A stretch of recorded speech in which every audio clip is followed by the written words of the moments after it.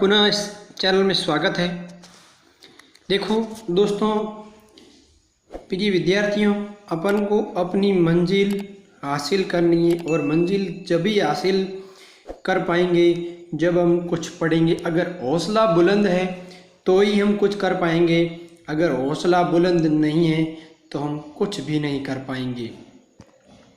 तो बेहतर है, अभी हम जो पढ़ रहे थे वो 10वीं के लेक्चरर अपलोड हो रहे हैं, 10वीं क्लास के वीडियो अपलोड हो रहे हैं। जैसे ही 10वीं क्लास के वीडियो पूरे हो जाएंगे तो उसके बाद में अन्य 12वीं क्लास के और 11वीं के और अन्य क्लासों के वीडियो अपलोड होंगे। तो उनसे पहले आपसे ये अनुरोध और गुंजाइश, और मैं आशा करता हूँ कि आप इस वीडियो को शुरुआत से लगाकर अंतिम तक पूरा देखेंगे, फिर आपको लगे कि वास्तविक तरीके से विज्ञान विषय बिल्कुल सरल भाषा के साथ एक एक वर्ड को अच्छे से यदि समझाया गया है तो आप इस चैनल से जुड़ना न भूलें। तो ठीक, चलिए फिर पुनः आपका स्वागत करते हैं और उसके बाद चलते हैं आगे हम पढ़ते हैं। देखिए, हम 4 वीडियो इसके ऑलरेडी अपलोड हो चुके हैं। आज हम जो चर्चा करेंगे वो करेंगे क्या होता है जब अम्लों के साथ अभिक्रिया होती है। किन की होती है अम्लों के साथ अभिक्रिया? धातुओं की। किन की होती है अम्लों के साथ अभिक्रिया? धातुओं की। तो यहाँ पर बात सीधी आ गई कि क्या होता है जब धातुओं की अभिक्रिया किससे करवाते हैं? अम्लों से करवाते हैं। किससे करवाते हैं? अम्लों से करवाते हैं। तो ये तो बात आपको समझ में आई होगी कि यहाँ पर क्या होता है, मतलब ऐसी क्या कंडीशन होती है, क्या कंडीशन उत्पन्न होती है जिससे धातुओं की अभिक्रिया जैसे ही अम्लों से करवाते हैं तो क्या बनता है। तो सीधा लिख दिया कि जब धातुओं की अभिक्रिया किससे करवाते हैं? अम्लों से करवाते हैं तो क्या बनता है? एक लवण बनता है। और कौन सी गैस मुक्त होती है? हाइड्रोजन गैस मुक्त होती है। जैसे मैं एक अभिक्रिया यहाँ लेता हूँ इसके आधार पर, जैसे देखो, जैसे देखना, एक मैंने धातु ली Mg प्लस एक लिया मैंने अम्ल, फिर मैंने अभिक्रिया करवाई, क्या बना? लवण।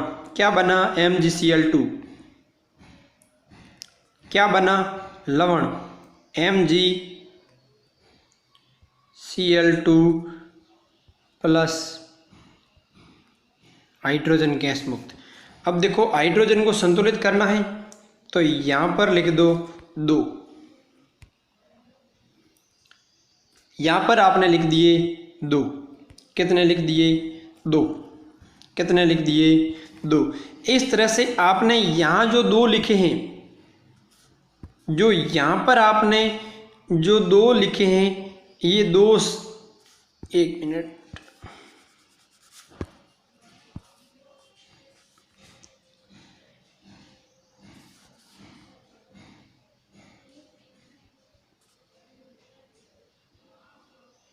HCl।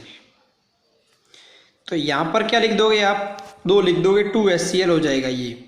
तो इस तरह से ये अभिक्रिया क्या हो जाएगी? संतुलित हो जाएगी। इस तरह से ये तो क्या बना? लवण। क्या बना? लवण। क्या बना? लवण। क्या बना? लवण। और कौन सी गैस मुक्त हुई? ये जो गैस मुक्त हुई कौन सी हुई? हाइड्रोजन। कौन सी हुई? हाइड्रोजन गैस क्या हुई? मुक्त। क्या हुई? मुक्त। कौन सी गैस मुक्त हुई? हाइड्रोजन गैस मुक्त हुई। अतः हम कह सकते हैं कि कोई भी रासायनिक अभिक्रिया होती है, उस रासायनिक अभिक्रिया में यदि किसकी अभिक्रिया? किसी धातु की अभिक्रिया, किसी धातु की अभिक्रिया, किसी धातु की अभिक्रिया यदि अम्ल से, किससे? अम्ल से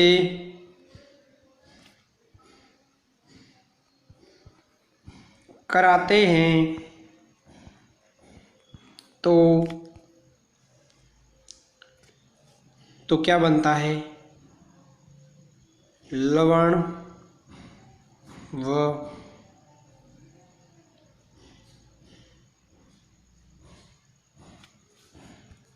लवण व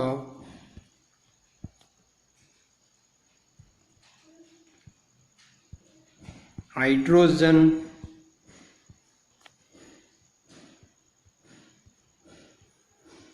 गैस मुक्त होती है। कब?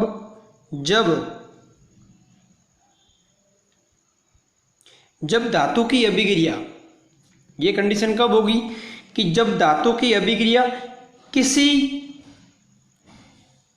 अम्ल से करवाएंगे। अब अम्ल के अंदर ये भी अम्ल के जो प्रकार है उसके अंदर ये अम्ल भी हो सकता है।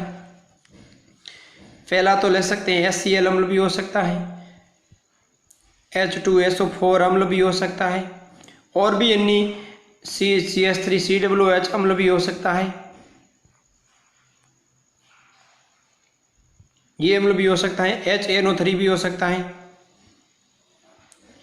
ये अम्ल इस प्रकार से कुछ ऐसे अम्ल भी हो सकते हैं। तो इनके अंदर जो अम्ल होंगे उनके अंदर कुछ अम्ल कैसे होंगे? प्रबल। कैसे होंगे? प्रबल। और कुछ कैसे होंगे? दुर्बल। कुछ कैसे होंगे? दुर्बल। कैसे होंगे? दुर्बल। तो एक बात तो आपको समझ में आई होगी कि जब धातुओं की अभिक्रिया किन्हीं अम्लों से करवाते हैं तो क्या बनता है? एक तो लवण। क्या बनता है? लवण। प्लस में क्या है? हाइड्रोजन गैस क्या होती है? मुक्त होती है। हाइड्रोजन गैस क्या होती है? मुक्त होती है। ये बात आपको समझ में आई होगी। ये बात आपको समझ में आई होगी। देखिए यहाँ पर क्या कहा गया है वो देखते हैं और फिर चलते हैं आगे। आप पहले ही अध्ययन कर चुके हैं कि धातुएं अम्ल के साथ अभिक्रिया करके संगत लवण और हाइड्रोजन गैस प्रदान करती है। धातु, तनु अम्ल, लवण और हाइड्रोजन गैस। पहले हमने ये देखा, शुरुआत से जो हम पढ़ रहे थे उसके अंदर क्या देखा? पहली कंडीशन में ये देखा कि जब धातु की अभिक्रिया किससे करवाएंगे? धातु की जो अभिक्रिया है वो किससे करवाई थी? ऑक्सीजन से। तो क्या बना था? धातु ऑक्साइड। क्या बना था? धातु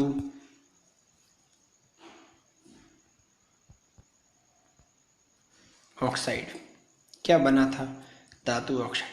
और जब इन्हीं धातुओं की अभिक्रिया, सेकंड पॉइंट जो पढ़ा था, इन्हीं धातुओं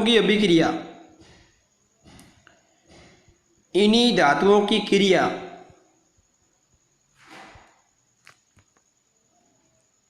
किससे करवाई? जल से। तो क्या बना था? धातु ऑक्साइड तो था ही।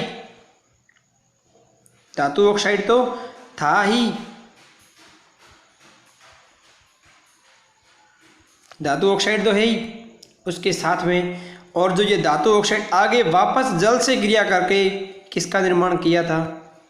आगे वापस जल से क्रिया करके इन्होंने बनाया था धातु हाइड्रोक्साइड। धातु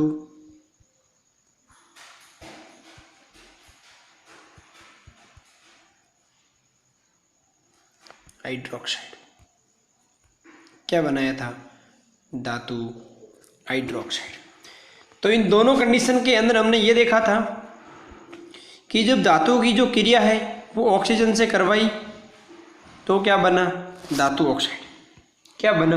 धातु ऑक्साइड। ये फर्स्ट लेक्चर में पढ़ा था। इसके बहुत सारे एग्जाम्पल भी पढ़े थे।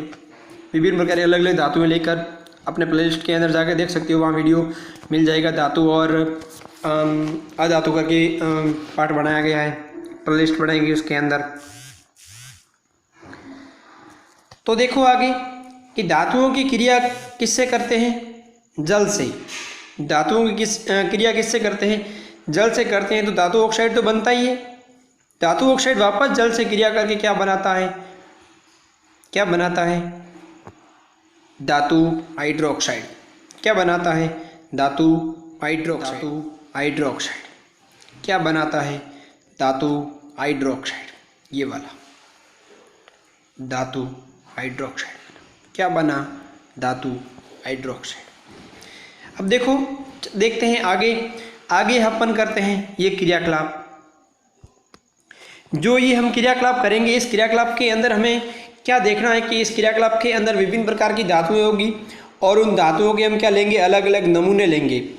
क्या लेंगे, नमूने। और यही जो नमूने होंगे उस नमूनों की सहायता से हम क्या करेंगे, धातु और अधातु की तो पहचान अपन ने कर ली है पहले वीडियो के अंदर।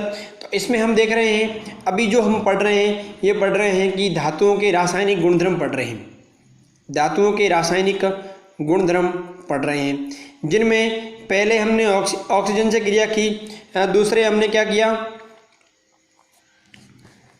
जल से क्रिया की, और अभी हम किससे कर रहे हैं, लवण से, अम्ल से क्रिया कर रहे हैं। किससे क्रिया कर रहे हैं, अम्ल से क्रिया कर रहे हैं। तो देखिएगा आगे और समझिएगा ध्यान से। तो ये वाला प्रोसेस मैंने आपको समझा दिया है। लेकिन क्या सभी धातुएं इसी प्रकार अभिक्रिया करती है? बिल्कुल। क्या सभी धातुएं क्या इस प्रकार से अभिक्रिया करती है? बिल्कुल नहीं है। कुछ धातुएं ऐसी होती हैं जो क्रिया करती है और कुछ धातुएं ऐसी होती हैं जो इस प्रकार से क्रिया नहीं करती है। तो ऐसा क्या है कि कुछ धातुएं अभिक्रिया करती है और कुछ धातुएं अभिक्रिया नहीं करती है, कुछ धातुएं अभिक्रिया करती है और कुछ धातुएं अभिक्रिया नहीं करती है। तो आइए जानते हैं ये क्रियाकलाप करके। ध्यान रखना, ऐसे जो क्रियाकलाप करोगे, इन क्रियाकलापों को करते वक्त आपके पास में आपके गुरुजी उपस्थित होने अनिवार्य है। अगर गुरुजी उपस्थित नहीं है तो ऐसा कोई भी प्रयोग करने से आप बचें, मेरी राय ये है। क्योंकि केमिकल के जितना कोई हानिकारक कोई चीज़ नहीं होती है, तो केमिकल जितने भी होते हैं, रसायन जितने भी होते हैं, उनका सावधानीपूर्वक और सही तरीके से उपयोग किया जाना चाहिए। सोडियम तथा पोटेशियम के अतिरिक्त, अब यहाँ पे दोनों धातुओं को पहले से अलग कर रहे हैं, सोडियम और पोटेशियम को पहले से अलग कर रहे हैं। क्यों? क्योंकि हमने पढ़ा है कि इनकी क्रियाशीलता क्या है, अधिक है। इनकी क्रियाशीलता क्या है, अधिक है। के अतिरिक्त बाकी सभी धातुओं के नमूने एकत्रित कीजिए, और यदि नमूने मलिन का मतलब यदि नमूने कैसे हैं, खराब है। यदि जो नमूने आप लेते हो वो कैसे है, खराब है। कैसे है, खराब। यदि मान लो नमूने खराब है तो उसको एक रेगमाल पत्र आता है, उससे रगड़ कर क्या करिए, साफ कर दीजिए। क्या कर दीजिए, साफ। अगर साफ करोगे तो क्या होगी, वो धातु चमकेगी। धातु कैसी हो जाएगी, चमकीली। फिर क्या करना है, सावधानी, सोडियम तथा पोटेशियम को नहीं लीजिए क्योंकि वे ठंडे जल के साथ तेजी से क्रिया करते हैं। क्यों नहीं लेना है, क्योंकि जो ये ठंडे जल के साथ बहुत तेजी से क्या करती है, क्रिया करती है, और जिससे नुकसान की आशंका रह सकती है, दुर्घटना हो सकती है, नुकसान हो सकता है। आई बात समझ में? उम्मीद करता हूँ आपको ये यहाँ तक कंप्लीट समझ में आया होगा। अगर नहीं आया है तो वीडियो को वापस रिवाइज करें और वहाँ से वापस देख सकते हो। अब चलते हैं आगे। देखिए क्या है, कुछ धातुओं के नमूने हैं। इन धातुओं के नमूनों के साथ में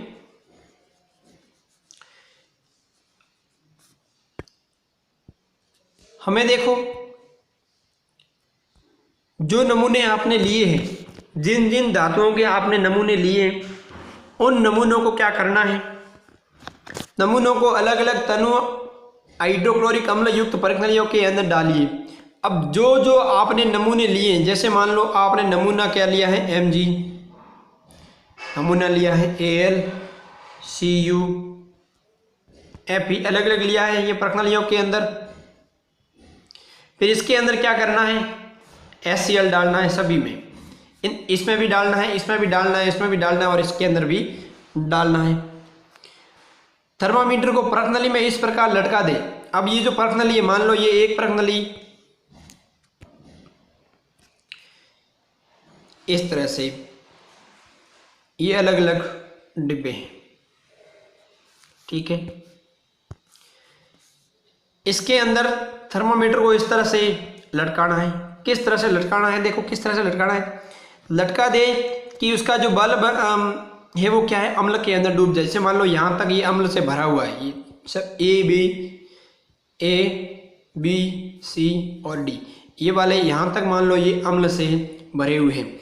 तो जब ये अम्ल से भरे हुए हैं, जब ये किससे भरे हुए हैं, ये भी अम्ल से भरा हुआ है, ये भी अम्ल से और ये भी अम्ल से, और इनके अंदर आप क्या रख रहे हो, थर्मामीटर। क्या रख रहे हो, थर्मामीटर रख रहे हो। तो थर्मामीटर की जो आगे वाला जो बल्ब होता है वो इसके अंदर डूब जाना चाहिए। फिर क्या है, बुलबुले बनने की दर को सावधानी पूर्वक परीक्षण कीजिए। बुलबुले बने तब तक उसका क्या करना है, परीक्षण करना है। और कौन सी धातुएं तनु हाइड्रोक्लोरिक अम्ल के साथ तेजी से अभिक्रिया करती है। ऐसी कौन सी धातु है जो तनु हाइड्रोक्लोरिक अम्ल के साथ क्या करती है, तेजी से क्रिया करती है। और आपने किस धातु के साथ सबसे अधिक ताप रिकॉर्ड किया गया है। इन सभी में अलग अलग प्रकार से अभिक्रिया होगी। किसी में अभिक्रिया अगर मान लो जल्दी हो रही है तो उसका ताप बढ़ जाएगा, जो अभिक्रिया धीमी हो रही है उसका ताप क्या होगा, कम होगा। अब वो आपको नोट करना है, तो वो नोट करेंगे हम आगे एक एक अभिक्रिया करके। तनु अम्ल के साथ अभिक्रियाशीलता के आधार पर धातुओं को अवरोही क्रम के अंदर क्या करना है, व्यवस्थित करना है। आइए अब चलते हैं पूरी डिटेल के साथ। तनु हाइड्रोक्लोरिक अम्ल के साथ मैग्नीशियम लिया अपन ने, एल्यूमिनियम लिया, जिंक लिया और क्या लिया, आयरन लिया। और अभिक्रिया क्या लिखिए, समीकरण लिखिए। इनके अभिक्रियाओं के क्या लिखने हैं, आपको समीकरण लिखने हैं। इनके अभिक्रियाओं के आपको क्या लिखना है, समीकरण। जैसे मैं दो समीकरण आपको लिख के बताता हूं। दो समीकरण मैं लिख रहा हूं, बाकी समीकरण आप लिखोगे।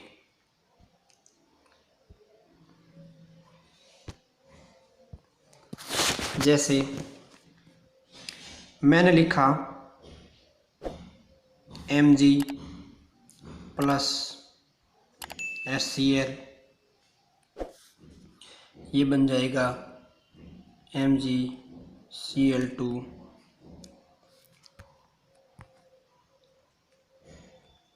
प्लस H2 मुक्त। संतुलित करना है, दो लिख दो। एक लिख दो ये वाला, एल्यूमिनियम प्लस HCl। अभिक्रिया एल्यूमिनियम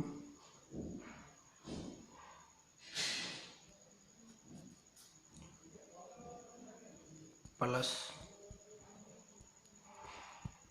H2 मुक्त। ये वाले दो समीकरण मैंने लिख दिए। अब ये जो दो समीकरण मैंने लिखे, इन समीकरणों को क्या करना है, संतुलित करना है। तो इसके आगे लिख दो दो, इसके आगे लिख दो दो। जब आप इसको क्या करोगे, संतुलित करोगे, तो संतुलित करोगे तो यहाँ पे लिख दिए दो आपने। अब इसमें हाइड्रोजन यहाँ पर कितने हैं, दो है, यहाँ पर दो, तीन। देखो इसको संतुलित आपने कर लिया है। चलो अब हम करते हैं। जब हम इसको संतुलित करेंगे तो कहाँ पर कितना लिखेंगे। जब हम इसको संतुलित करेंगे तो एल्यूमिनियम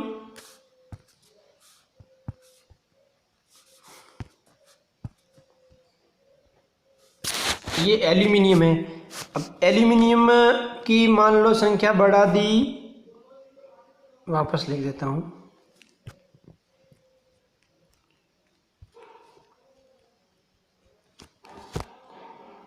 एल्यूमिनियम, अब इसको संतुलित करना है तो संतुलित करने के लिए क्या करना पड़ेगा। अगर मैं कहूं कि मैं यहां पर एल्यूमिनियम के आगे मैं लिखूं 4, इसके आगे मैं लिखूं 6,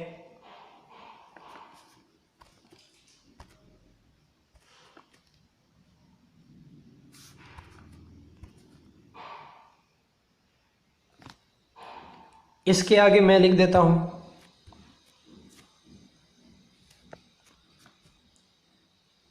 6। अगर मैं इसके आगे 6 लिखता हूँ तो इसके आगे मैं कितने लिखूँ? इसके आगे मैं लिखता हूँ 2। इसके आगे कितने लिखूँ मैं? हम इसके आगे लिख देते हैं, हम इधर मान लो इधर हाइड्रोजन 6 है तो इसके आगे 3 लिख दो। इसके आगे लिख दिए 3। तो टोटल कितने हो गए? ये तो हो गए 6, 6 और 6 12, 12 और 4 16। इधर कितने हो रहे हैं? 6 प्लस 4 टोटल 16। इस तरह से अपना ये जो समीकरण है वो क्या है? संतुलित है। इस तरह से जो ये समीकरण है वो क्या है? संतुलित है। तो इस तरह से देखो, इस तरह से 2 और समीकरण है वो आप खुद लिखोगे और लिखकर इन समीकरणों को क्या करोगे? संतुलित करोगे। उन समीकरणों को क्या करोगे? संतुलित करोगे। क्या करोगे? संतुलित करोगे। क्या करोगे? संतुलित करोगे। अब देखो चलते हैं आगे। इस तरह से देखो, एल्यूमिनियम का मैंने कर दिया, मैग्नीशियम का मैंने कर दिया। अब आपको करना है जिंक का और आयरन का। अगर नहीं हो तो कमेंट बॉक्स के अंदर कमेंट कर सकते हो। अब देखो आगे, जब धातुएं नाइट्रिक अम्ल के साथ क्रिया करती है, ये कुछ फैक्ट हैं जो आपको याद रखने पड़ेंगे। जब धातुएं नाइट्रिक अम्ल के साथ अभिक्रिया, ये नाइट्रिक अम्ल का फॉर्मूला होता है HNO3 के साथ जब अभिक्रिया करती है तब हाइड्रोजन गैस उत्सर्जित नहीं करती है। तब हाइड्रोजन गैस उत्सर्जित नहीं करती है। क्योंकि HNO3 एक प्रबल ऑक्सीकारक होता है। एक प्रबल क्या होता है? ऑक्सीकारक होता है। और प्रबल ऑक्सीकारक होने की वजह से वो हाइड्रोजन गैस उत्सर्जित नहीं करती। जिसमें जो उत्सर्जित नहीं करती तो हाइड्रोजन गैस का क्या होता है? हाइड्रोजन गैस को उत्सर्जित नहीं करती है, जो उत्पन्न H2 को ऑक्सीकृत करके जल में क्या करता है? परिवर्तित कर देता है। एवं स्वयं नाइट्रोजन के किसी ऑक्साइड जैसे N2O, NO, N2O2, N2O और NO2 इसके अंदर क्या करता है? अपचयित हो जाता है। इन तीनों के अंदर से वो किसी न एक के अंदर क्या हो जाएगा? परिवर्तित हो जाएगा। लेकिन मैग्नीशियम और मैग्नीज अति तनु HNO3 के साथ हाइड्रोजन गैस उत्सर्जित करते हैं। ये बात आपको, ये कुछ पॉइंट है जो आपको याद रखने पड़ेंगे कि इसके अंदर नाइट्रिक अम्ल जो होता है वो जब धातु नाइट्रिक अम्ल के साथ क्रिया करती है तो हाइड्रोजन गैस उत्सर्जित नहीं करती है। क्यों नहीं करती? क्योंकि HNO3 जो होता है वो प्रबल ऑक्सीकारक होता है। और प्रबल ऑक्सीकारक होने की वजह से H2 का क्या हो जाता है? ऑक्सीकृत करके जल का निर्माण कर देता है। और स्वयं नाइट्रोजन जो होता है उसका ऑक्साइड बन जाता है। स्वयं जो नाइट्रोजन होता है उसका क्या बन जाता है? ऑक्साइड बन जाता है। और इस तरह से, लेकिन मैग्नीशियम और मैग्नीज अति HNO3 के साथ क्या करती है? हाइड्रोजन गैस उत्सर्जित करते हैं। क्रियाकलाप 3.11 में आपने देखा, 3.11 में आपने देखा कि बुलबुले बनने की दर मैग्नीशियम के साथ सबसे अधिक थी। इनके अंदर जो अपन ने देखा, उनके अंदर जो बुलबुले थे, अब देखो यदि आपने प्रैक्टिकल किया है तो ही समझा है, नहीं तो आपने केवल इमेजिंग किया है। और इमेजिंग करते हुए अपनी कुछ सभी को अपने दिमाग के अंदर बिठानी है ताकि अपन को याद हो जाए।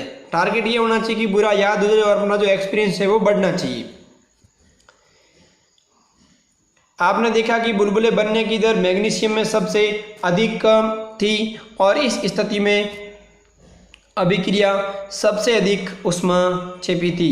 जो सबसे जो अभिक्रिया की जो स्थिति थी वो सबसे अधिक ऊष्माक्षेपी थी और अभिक्रियाशीलता इस क्रम में घटती है। अभिक्रियाशीलता इस क्रम के अंदर जो ये दर्शाया गया है, ये अभिक्रिया का क्या है? एक घटता क्रम है।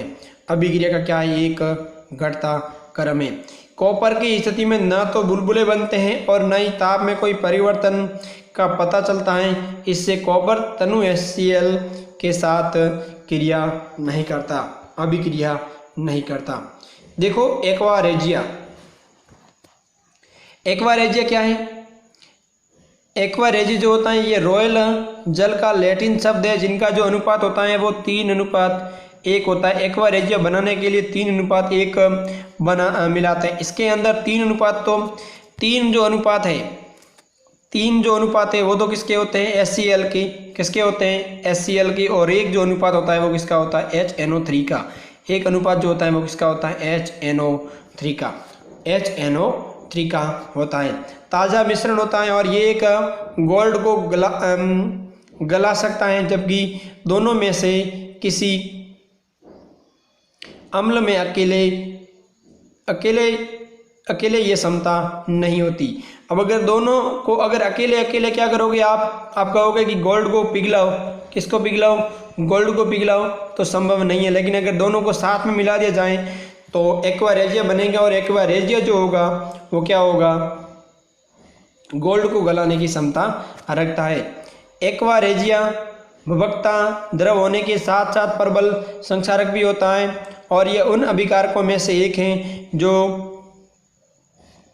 गोल्ड एवं प्लेटिनम को गलाने में क्या होता है, समर्थ होता है।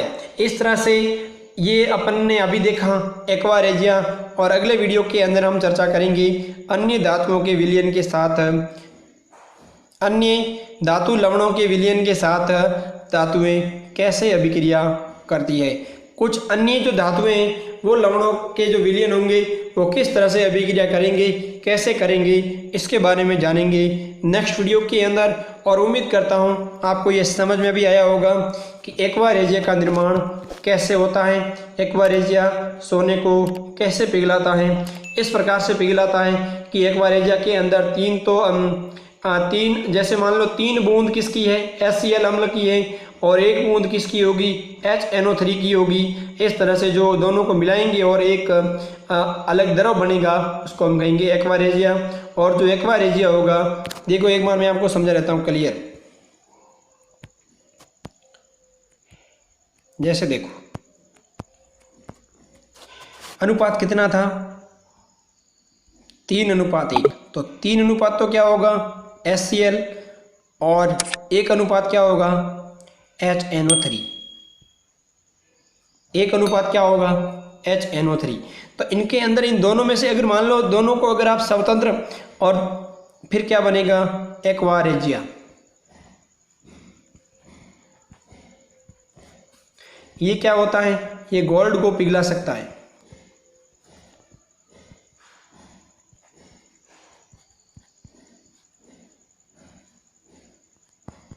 गोल्ड पिघलता है। अब इसमें क्या होता है, अगर मान लो HCl अम्लों को इसको अकेले को अगर गोल्ड के ऊपर डालोगे तो गोल्ड पर कोई प्रभाव नहीं पड़ेगा। अगर HNO3 को अकेले को डालोगे तो गोल्ड के ऊपर कोई प्रभाव नहीं पड़ेगा। लेकिन अगर दोनों को मिला के डालोगे तो क्या हो जाएगा, ये पिघल जाएगा। और उम्मीद करता हूँ आपको ये वीडियो, आपको ये सेशन पसंद आया होगा। और अगर क्लास आपको अच्छी लगी हो तो इस क्लास को आप अन्य लोगों तक भी ज़रूर शेयर करें और इस वीडियो को अंत तक पूरा देखें, ताकि आपकी कोई भी समस्या, कोई भी झिझक नहीं रहेगी। इसी आशा और उम्मीद और शेयर करने के साथ में उम्मीद करता हूँ आप इसको शेयर भी करोगे।